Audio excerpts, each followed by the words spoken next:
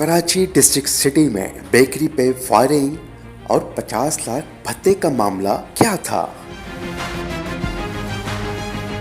कौन थे मुल्जिमान?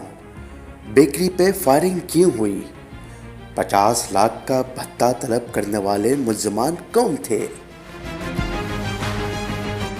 District city police garden ने मामला 3 घंटों में हल कर लिया। आइए जानते हैं मजीद तफसीलात SHO गार्डन से। 26/12/2024 को मैं थाने पे मौजूद था कि शाम में इतला मिली कि सिद्दीक वहाब रोड गार्डन में बेकरी एक भट्टी है डबल रोटी की, उस पर फायरिंग हुई है। इस इतला पर मैं और DSP साहब गार्डन नफरी के साथ मौके पे पहुंचे हैं। बेकरी के मालिक अशफाक उल्लाह से हमारी मुलाकात हुई, जिसने बताया कि 22 दिसंबर से उसके पास धमकी आमेज मैसेजेस और भत्ते की कॉल्स आ रही थी। 50 लाख रुपए भत्ता उसे तलब किया जा रहा था। नंबर इंटरनेशनल था, जिस पर हमने उससे मजीद मालूमात की तो उसने अशफाक उल्लाह ने बताया कि उसकी और उसकी फैमिली की जुमला मालूमात मुल्जिम के पास मौजूद है। हुए शक करते हुए उसके स्टाफ को हमने शामिल तफ्तीश किया।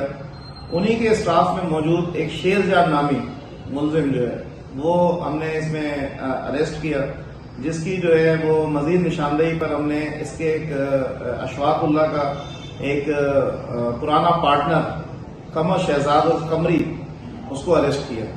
इन दोनों ने मिलके इसके साथ जो है अशफाक उल्लाह के साथ ये प्लान किया था। उसकी तमाम मालूमात जो है जहांगीर बलोच नामी एक लड़का है जो क्रिमिनल है, जो पहले जेल भी काट चुका है, उसको इन्होंने तमाम तर मालूमात फराहम की थी और उसी ने इसको मैसेजेस वगैरह के थ्रू जो है भत्ता मांगा और खौफजदा करने के लिए कल जो है फायरिंग की थी।